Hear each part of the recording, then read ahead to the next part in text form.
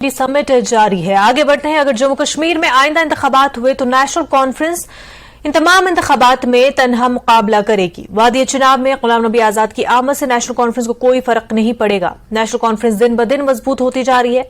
गुलाम नबी आजाद की आमद ने कांग्रेस पार्टी को नुकसान पहुंचाया। नेशनल कॉन्फ्रेंस जम्मू के सूबाई सदर रतनलाल गुप्ता ने इन बातों का इजहार पार्टी कन्वेंशन के दौरान किया। उन्होंने कहा कि अगर जम्मू कश्मीर में आइंदा कोई भी इंतखाबात होते हैं तो नेशनल कॉन्फ्रेंस अकेले ही लड़ेगी। म्युनिसिपल, पंचायती, असेंबली इंतखाबात हो या फिर पार्लियामेंट के इंतखाबात, नेशनल कॉन्फ्रेंस ये तमाम इंतखाबात अकेले ही लड़ेगी। उन्होंने कहा कि गुलाम नबी आजाद की आमद से कांग्रेस को खास तौर पर वादी चुनाव में नुकसान हुआ है और नेशनल कॉन्फ्रेंस को कोई नुकसान नहीं पहुंचा। आजाद के आने से दरहकीकत वादी चुनाव में नेशनल कॉन्फ्रेंस मजबूत हो गई है। की बात की, चाहे म्यूनसिपैलिटी हो या पंचायती इलेक्शन, तो इस बार नेशनल कॉन्फ्रेंस जो है वो अलायंस के साथ उतरेगी मैदान में या अकेले में उतरेगी? नहीं, हम तो पूरे नेशनल कॉन्फ्रेंस आने वाले कोई भी चुनाव है हम अकेले इलेक्शन लड़ेंगे। यहाँ पे इस वक्त चाहे म्यूनसिपैलिटी के हो, चाहे पार्लियामेंट के हो या कोई भी हो, असेंबली के हो, नेशनल कॉन्फ्रेंस अपने बलबूते पे यहाँ चुनाव लड़ेगी। अभी तक कोई ऐसा नहीं बात सामने आई है कि साहब हम किसी के साथ अलायंस करेंगे। नेशनल कॉन्फ्रेंस अपनी पूरी ताकत के साथ, पूरी शिद्दत से तमाम जितने भी चुनाव जम्मू कश्मीर के अंदर होंगे हम लड़ेंगे। गुलाम नबी आज़ाद भी कई महीनों से खित्ते चुनाव का दौरा कर रहे हैं, तो क्या लगता है गुलाम नबी आज़ाद के आने से यहाँ पर नेशनल कॉन्फ्रेंस को कितना बड़ा नुकसान होगा आने वाले इलेक्शंस में? क्योंकि अगर देखा जाए 2014 में नेशनल कॉन्फ्रेंस को खित्ते चुनाव से एक बहुत बड़ा जीरो मिला था, तो क्या कहेंगे इसको लेकर?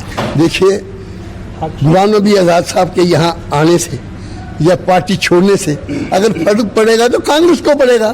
यहाँ से वो निकल के आए हैं, हमें क्यों फर्क पड़ेगा? हमारा साथी कोई ना गया है यहाँ से, यहाँ बल्कि नेशनल कॉन्फ्रेंस खिताई चुनाव में मजबूत हुई है। मैं समझता हूँ कि हमारे साथी बहुत ज़्यादा मजबूत हुए हैं और हर वाकयात में तमाम डिस्ट्रिक्टों में तीन के तीन डिस्ट्रिक्ट यहाँ हैं, तीनों के तीनों डिस्ट्रिक्ट में हम मजबूत हुए हैं। आप अंदाज़ा लगाइए, रामबन के अंदर डीडीसी चेयरपर्सन किसकी है? हमारी है। किश्तवाड़ के अंदर डीडीसी चेयरपर्सन किसकी है? हमारी है। तो जम्मू ये खिताई चुनाव में नेशनल कॉन्फ्रेंस आगे ही मजबूत है और मैं समझता हूँ कि उनके आने या जाने से नेशनल कॉन्फ्रेंस को कोई फर्क नहीं पड़ेगा, बल्कि हम मजबूत होंगे।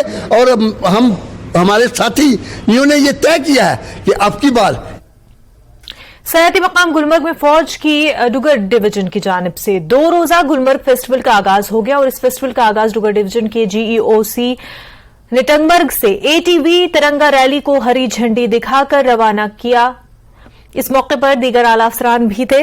गुलमर्ग में दोपहर के बाद 15वें corps commander lieutenant general Rajiv Ghai ने भी शिरकत की और उन्होंने नस्ब करदा स्टॉलों का भी जायजा लिया। गुलमर्ग पहुंचने के बाद आज पहले रोज मुख्तलिफ प्रोग्राम पेश किए गए और इस फेस्टिवल में बॉलीवुड अदाकार विकी कौशल और दीगर अदाकार शिरकत कर रहे हैं।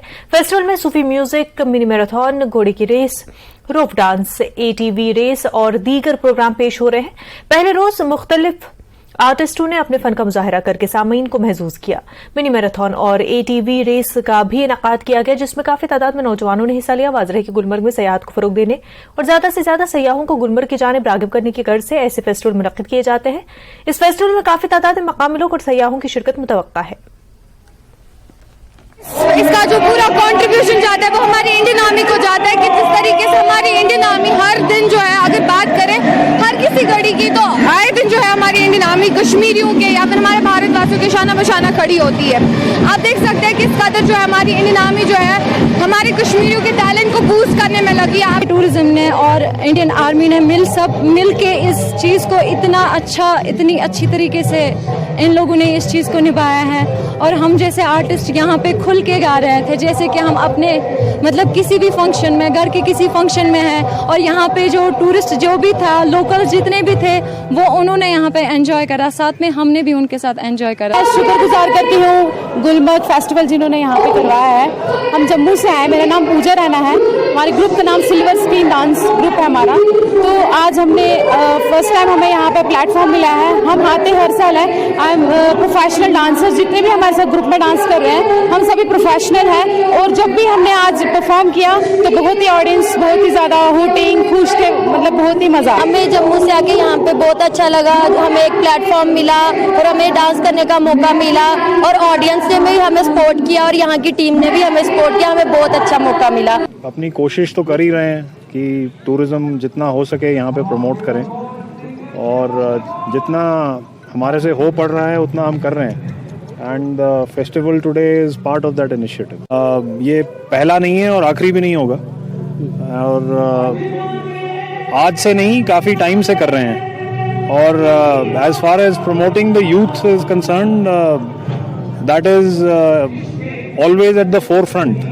सयाहती मकाम गुलमर्ग में फौज की जानिब से 2 रोज़ा फेस्टिवल का आगाज़ हो गया है और डिगर डिवीजन के जनरल ऑफिसर कमांडिंग ने बाज़ाब्ते तौर पर टंगमर्ग में इसका इफ्तिताह किया है तिरंगा रैली से। और आज पहले रोज़ आज गुलमर्ग के अंदर आइस रिंक के अंदर जो मुख्तलिफ फनकार वादी बर से आए हुए थे उन्होंने अपने फ़न का मुजाहरा किया है और सामीन को महजूज किया है।